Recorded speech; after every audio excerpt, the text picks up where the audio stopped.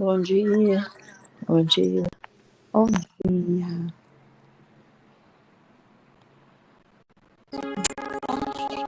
Capítulo 21.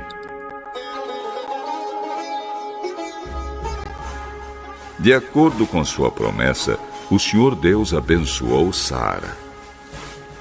Ela ficou grávida e na velhice de Abraão lhe deu um filho. O menino nasceu no tempo que Deus havia marcado e Abraão pôs nele o nome de Isaque. Quando Isaque tinha 8 dias, Abraão o circuncidou, como Deus havia mandado. Quando Isaque nasceu, Abraão tinha 100 anos. Então Sara disse: Deus me deu motivo para rir. E todos os que ouvirem essa história vão rir comigo. Quem diria a Abraão que Sara daria de mamar? No entanto, apesar de ele estar velho, eu lhe dei um filho. O menino cresceu e foi desmamado. E no dia em que o menino foi desmamado, Abraão deu uma grande festa. Certo dia, Ismael, o filho de Abraão e da egípcia Agar, estava brincando com Isaque, o filho de Sara. Quando Sara viu isso, disse a Abraão: Mande embora essa escrava e o filho dela, pois o filho dessa escrava não será herdeiro junto com Isaque, o meu filho. Abraão ficou muito preocupado com isso, pois Ismael também era seu filho. Mas Deus disse: Abraão, não se preocupe com o menino, nem com a sua escrava. Faça tudo o que Sara disser, pois você terá descendentes por meio de Isaque. O filho da escrava é seu filho também, e por isso farei com que os descendentes dele sejam uma grande nação. No dia seguinte, Abraão se levantou de madrugada e deu para Agar comida e um odre cheio de água. Pôs o menino nos ombros dela e mandou que fosse embora. E Agar foi embora, andando sem direção pelo deserto de Berseba.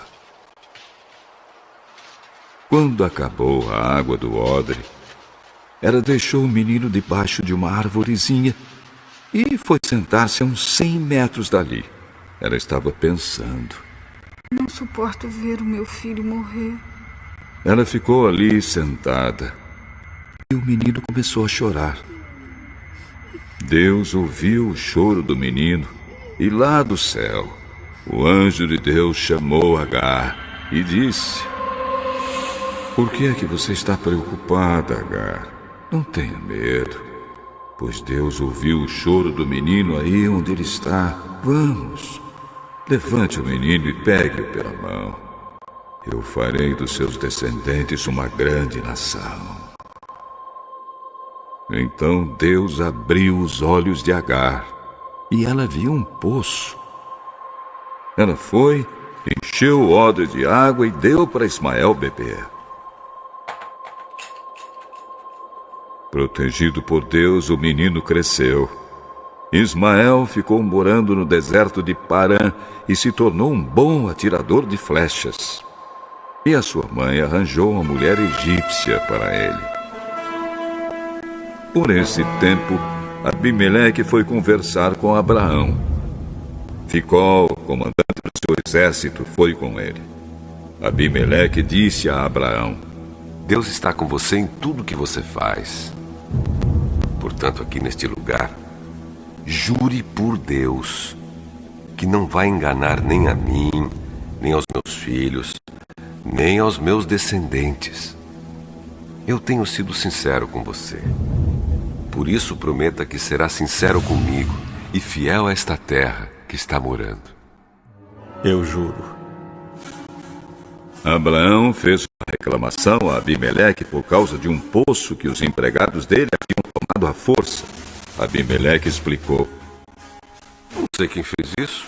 Você nunca me falou nada, essa é a primeira vez que estou ouvindo falar desse assunto. Aí Abraão pegou algumas ovelhas e alguns bois e deu a Abimeleque. E os dois fizeram um trato. Abraão separou 7 ovelhinhas do seu rebanho e Abimeleque perguntou: Por que você separou estas 7 ovelhinhas? Elas são um presente para você. Ao receber estas 7 ovelhinhas, você estará concordando que fui eu quem cavou este poço.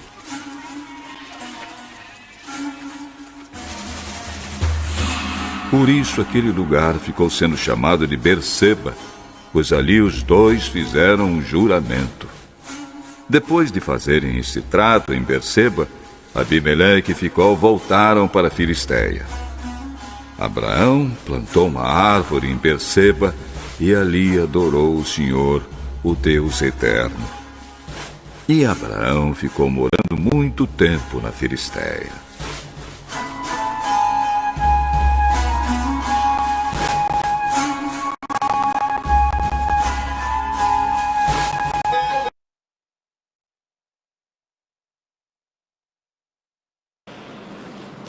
Esse capítulo aqui, finalmente nasceu o filho da promessa, né?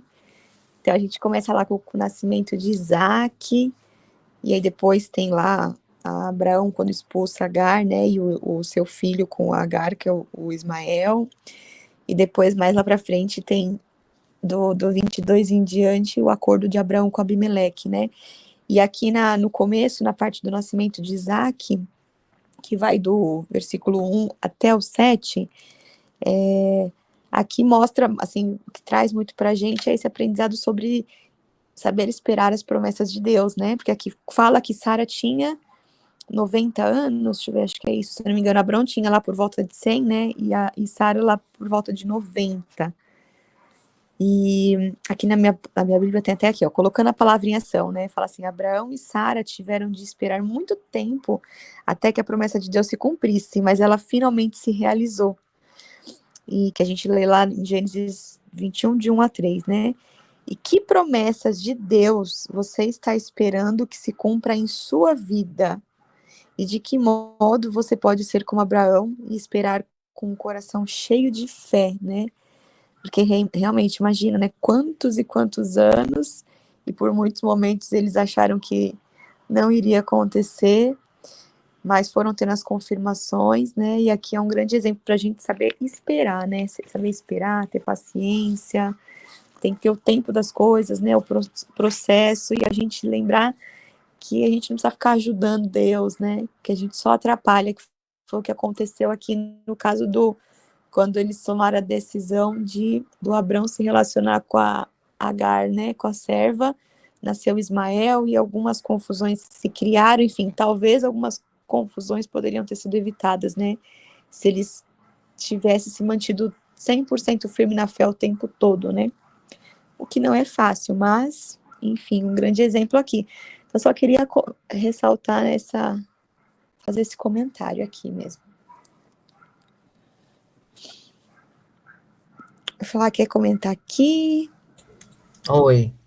Então, eu vou falar um pouquinho aqui sobre quando,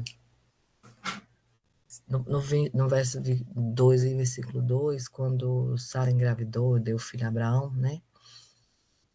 Nesse tempo determinado por Deus, o milagre de Abraão a Sara chegou, né? E o mesmo aconteceu a Jesus Cristo na plenitude dos tempos. Ele nasceu, tá falando aqui. Então, assim, nós vemos que o nascimento de Isaac prefigura de Jesus.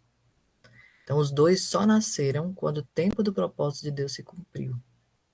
Então, por mais que as coisas fiquem difíceis, né, ao nosso redor e tudo saia do lugar, o Deus soberano, ele jamais se atrasa ou adianta. Ele tem a nossa história em suas mãos, está atento, né, ao clamor dos seus filhos, a que ele clamam, né?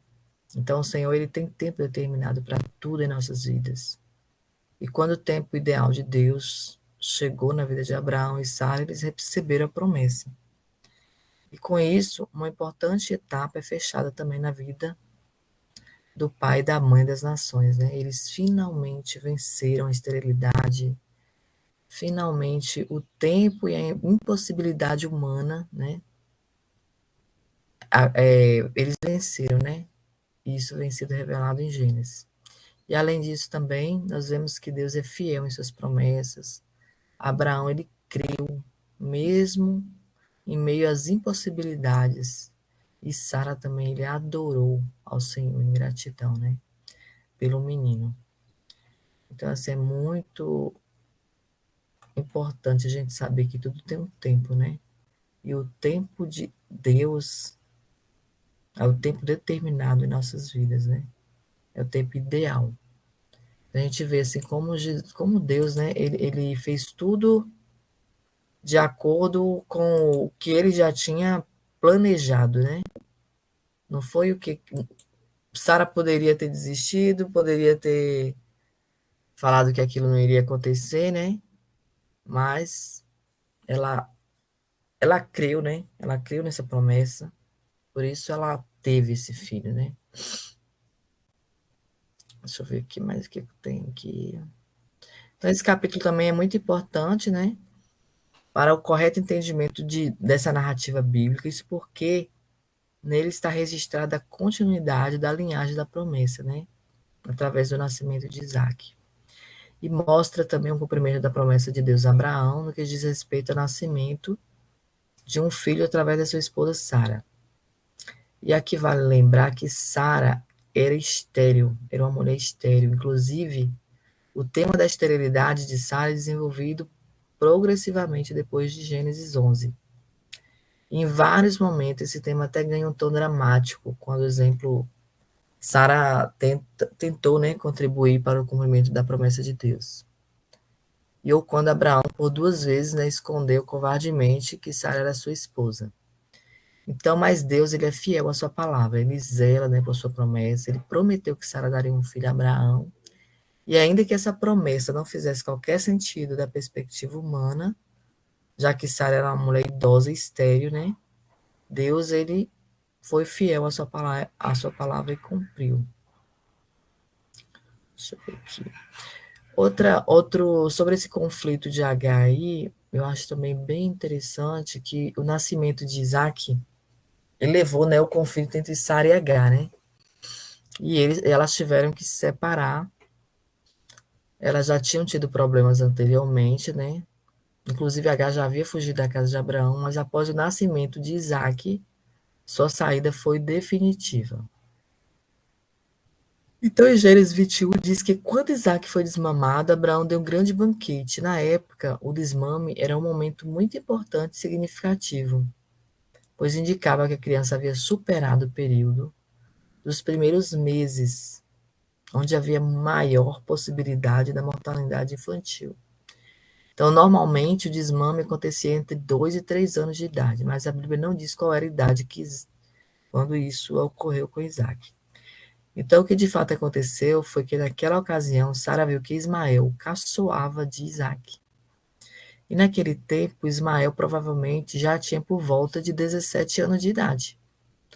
Porque você lembra que eles tinham 13 anos quando o Ismael já tinha 13 anos quando... Acho que foi quando Deus reafirmou, né, a promessa para Abraão. Então, a expressão hebraica usada pelo escritor bíblico denota um comportamento de zombaria por parte de Ismael, que acabou ofendendo Sara. E aí, Sara exigiu, né, que Abraão expulsasse Ismael e Agar da sua casa. Levando em conta todo o contexto de desentendimento entre Sara e Agar, provavelmente ela tenha considerado a atitude de Ismael uma perseguição e ameaça à herança de seu filho. E quando Sara pediu que Abraão mandasse Agar e Ismael embora, ela disse: rejeite essa escrava e seu filho, porque o filho dessa escrava não será herdeiro com Isaque, meu filho. Então, a palavra hebraica traduzida por escrava denota fortemente a posição servil de Agar como uma escrava qualquer, diferentemente da palavra que designa Agar em Gênesis, que denota que serva pessoal de Sara. Então, o texto bíblico diz que o pedido de Sara pareceu penoso a Abraão, além dele amar também Ismael como filho, né? Os códigos leais de seu tempo proibiam a expulsão do filho do chefe da casa de como serva. Mas Deus, né, confortou Abraão e disse que cuidaria de Ismael, porque ele era também seu descendente. Então Agar foi expulsa da casa de Abraão e Deus falou a Abraão que sua descendência seria chamada de Isaque. E também disse que ele não deveria se preocupar com Ismael, pois dele o Senhor também faria uma grande nação. Então Deus autorizou Abraão a despedir Agar e Ismael. E depois disso, Abraão se levantou de madrugada, deu a Agar o pão, o odre, né, com água, e despediu com Ismael. E o escritor bíblico, né, diz que mãe e filho saíram errantes pelo deserto de Beceba. Então, esse deserto de Beceba, ele fica na fronteira da Palestina, que é uma área bem extensa. Então, era questão de tempo para que os recursos de Agar e Ismael acabassem, né? Quando a água do odre acabou, Agar colocou Ismael debaixo de um arbusto e se afastou para não vê-lo morrer. Naquele momento, parece que ambos, mãe e filho, choraram desesperadamente. Mas Deus ouviu, né, a voz do menino, e o anjo do Senhor disse a Agar que ela não deveria temer, pois Ismael seria o pai de um grande povo. Então isso significa que Ismael, não sendo o herdeiro da promessa, por ser um descendente natural de Abraão, ele também seria abençoado sobre a terra. Então, em seguida, Deus abriu os olhos de Agar, né, e ela viu um poço de água que pôde abastecer esse odre. E ainda relata que Deus estava com Ismael. O menino cresceu, se tornou um grande homem, habilidoso com arco, com flecha. Habitou nesse deserto de Parã, que ficava ao leste da península do Sinai. E Agar casou Ismael com a mulher egípcia. Então, a sequência da história bíblica informa que Ismael deu origem aos ismaelitas. Lembra que eu falei lá no início que Ismael, a origem deles são os ismaelitas. Então, Abraão fez uma aliança também com Abimeleque, né? Abimeleque era um rei filisteu, e naquele tempo a casa de Abraão cresceu, prosperou muito na terra, e fez com que o rei filisteu e o comandante do seu exército procurasse Abraão para firmarem com ele uma aliança de paz. E Abimeleque também reconheceu que a bênção de Deus estava sobre Abraão, em tudo que ele fazia. E esse encontro entre Abraão e Abimeleque não foi o primeiro entre eles, né? Eles tinham se encontrado antes, quando Abraão chegou naquelas terras. Então, nessa ocasião, Abraão escondeu que Sara era sua esposa e Abimeleque a quase tomou por mulher. Mas Deus preservou a família de Abraão e, no final, Abraão e Abimeleque ficaram em paz. Então, alguns comentaristas acreditam... Não, deixa eu ver aqui. Então, essa aliança entre Abraão e Abimeleque também foi feito um compromisso específico, né, sobre a posse de um poço. Esse poço, que não sei se você lembra, Mayara, que até lá no Texosse, eles falavam que era um poço que eles pegavam água, lembra? Que era o poço que Jesus chegou lá para conversar com a mulher, né, samaritana. Samaritana, lembro. Então, esse poço. Então, foi feito esse compromisso, né, sobre a posse desse poço por parte de Abraão. E o controle dos recursos da água naquela região era muito importante. Então, ainda em Gênesis também informa que Abraão plantou tamargueiras em Beceba e ali invocou o nome do Senhor. Deus, né, o nosso Deus. Então, a designação Deus Eterno traduz no hebraico Elohim, um título que aponta para a eternidade e a imutabilidade de Deus, bem como a natureza inviolável de sua aliança. Então, alguns comentaristas acreditam que as árvores plantadas por Abraão em Beceba talvez servissem a certos propósitos. Elas podiam ser um lembrete do tratado entre ele e Abimeleque, e também podiam servir como sinal do lugar distintivo de culto de Abraão, e com o símbolo da presença de Deus que graciosamente garantia que o patriarca permanecesse naquelas terras, ainda que como um estrangeiro. Terminou aqui. Só um comentário mesmo, assim, né, sobre essa questão da promessa, né, da Sara engravidar e com essa idade. Isso mostra como, assim, o sopro da vida quem dá é Deus, né? e que muitas vezes a gente está em falta de recurso aqui na Terra, mas que Deus tem abundância o recurso, né? Então, às vezes a gente está em falta de saúde aqui, mas no reino do céu Deus tem saúde em abundância. Às vezes a gente está, no caso dela aqui, ela tinha essa questão da infertilidade, mas Deus muda destinos, né? Milagres acontecem, curas acontecem. Às vezes a gente está passando por um problema financeiro, estou com falta de recurso financeiro, mas Deus tem esse recurso em abundância, né? Então, por isso que a gente tem que, a todo momento, buscar o reino de Deus e sua justiça, e tudo lhe será acrescentado, né? E a gente entender que a gente é filho, e se colocar nessa posição de filho, filho amado do Pai, e que, na verdade, ele nos dá tudo, acesso a tudo. A gente que tem essa dificuldade, muitas vezes, de aceitar, né? Coisas de crenças de não merecimento, um monte de bobagem que a gente põe na nossa cabeça, e que, na verdade, nada pelo merecimento, né? Tudo pela graça. Então, essa história mostra como a gente tem que se posicionar como filho mesmo, aquele filho que, o filho quando chega em casa, o filho não fica pedindo licença para nada, o filho tem acesso a tudo, né? E nós somos esse filho que tem acesso a tudo. E uma outra coisa aqui que depois a gente leu aqui na parte de quando Abraão expulsa, né, Agar e Ismael, e aqui fala, né, que eles estavam lá com sede e tal, e chorando. Aí me veio aqui a lembrança daquele versículo que a gente leu lá em Mateus, do Sermão da Montanha, acho que é Sermão da Montanha que eles chamam, né, das bem-aventuranças, né, que fala que bem-aventurados os pobres de espírito, pois deles é o reino do céu, bem-aventurados que choram, pois serão consolados, né, e aqui mostra, né, como a gente, Deus está sempre ali quando a gente precisa, né, então bem-aventurados os que choram, porque serão consolados. E Ismael também tinha uma promessa ali para a vida dele, né, ele também foi,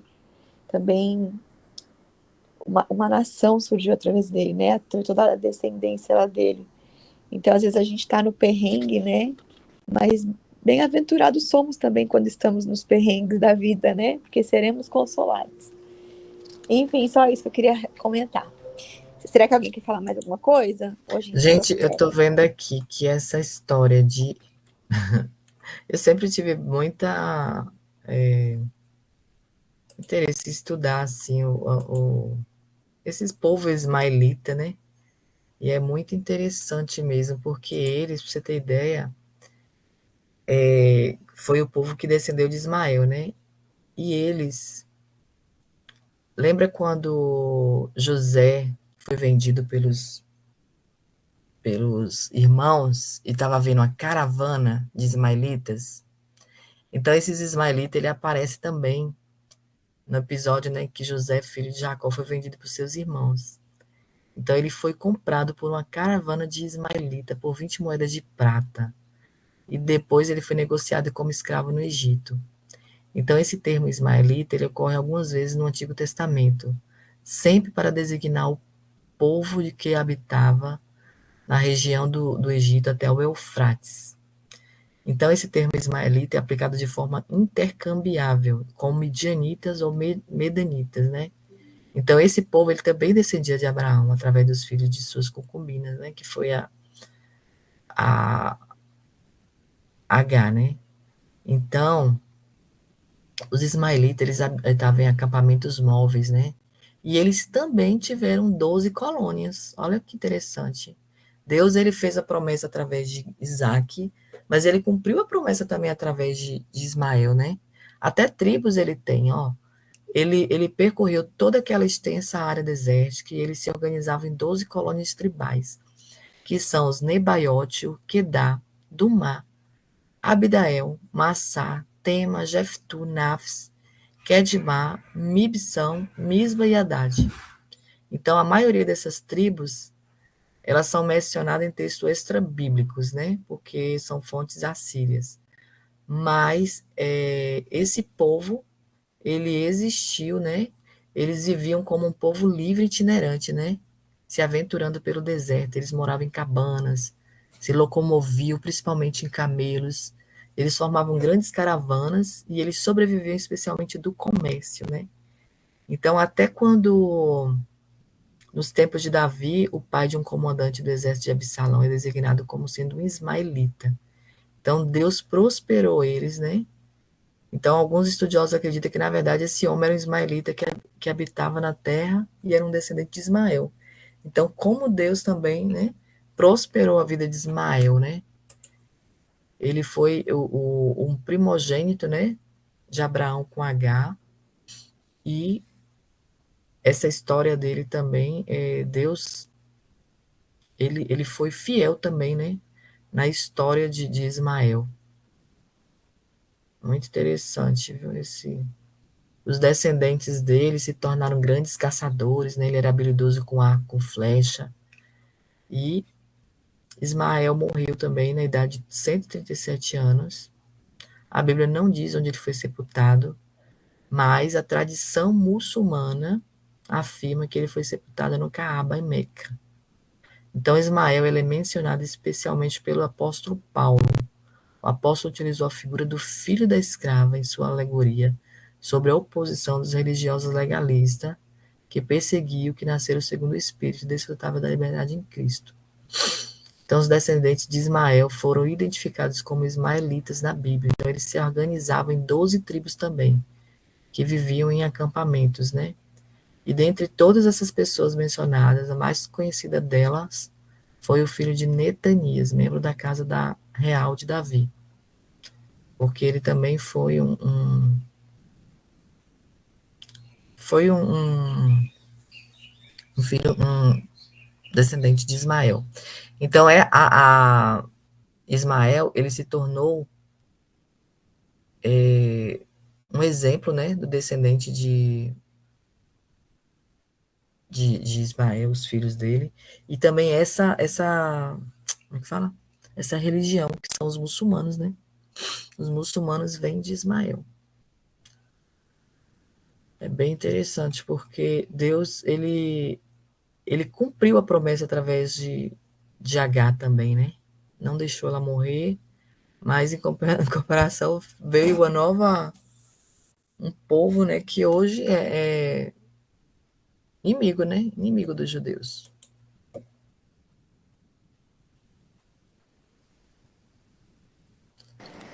Muito bom. Como que a gente vamos por próximo? Vocês acham que dá tempo? Deixa eu ver aqui o tamanho. Nayara, eu acho que não dá tempo, não. Né? Não, porque eu também vou ter que sair mais cedo. Não, então tá bom. Vamos encerrar. Então, aí amanhã a gente faz o 22. Então tá bom. E aí, quem pode? Antônio, ora pra gente, Antônio. A gente gosta tanto da sua oração. Antônio, a Maiara deve quiser ganhar comentar neném algo. amanhã. Né, Antônio? Né, Maiara? Vamos ver aí. Acho que entre hoje e amanhã. Ora aí pro Senhor, tá? Já orei, né? Mas que o Senhor possa estar visitando. O dia tá chegando? Tá chegando, Antônio. Acho que entre hoje e amanhã, aí, pelo jeito. Ele tá dando sinais aqui de que quer vir ao mundo. Mocinha, mocinho? É um garotinho, um menino. Eu não sabia, não, que ia ser menino. É mais um menino. Eu achei que era menina. Vai ser 3 homens aqui em casa e eu. Só os homens aqui. Não é o bendito ao fruto entre as mulheres, não. Eu sei que é. Vamos pedir para que Deus dê uma boa hora, né? Amém. Senhor, nós queremos te agradecer, ó Pai. Porque, como visto, o Senhor tem prazer em cumprir as suas promessas, Senhor. Amém. Obrigado, Pai. Obrigado, Pai. Isso nos conforta, isso nos consola, isso nos fortalece, Senhor. Porque sabemos que servimos a um Deus verdadeiro, um Deus que cuida de nós, um Deus que prometeu que jamais nos abandonará, nem nos deixará órfão. Obrigado, Senhor. Obrigado. Nós queremos Pedir que o Senhor nos dê um dia debaixo da tua graça, ó Pai. Um dia, Senhor, de realizações, um dia de lutas, mas com certeza um dia de vitórias. E nós queremos pedir ao Senhor que continue com a tua boa mão, ó Pai, na vida da Maiara, Senhor, que o Senhor dê a ela uma hora tranquila, ó Pai amado, uma boa hora, Senhor. Que o Senhor usa ali, ó Pai dos médicos, que tudo seja de acordo com a tua soberana vontade, Senhor. Pois a nossa confiança, Pai, está no Senhor. Dependemos dos médicos, ó Pai, mas a nossa confiança está no Senhor. Abençoa ela, abençoe seu esposo, ó Pai, seu outro garoto, que a criança venha com saúde, com força, que ela esteja bem, ó Pai. Obrigado, Senhor. Obrigado.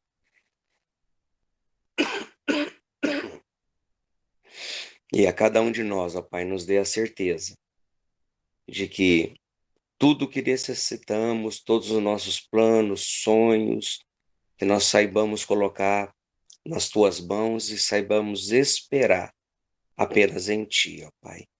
Muito obrigado, ó Pai. Em nome de Jesus, nós queremos te agradecer, Senhor. Amém. Bom dia, minhas queridas. Amém. Bom dia. Amém, amém, amém.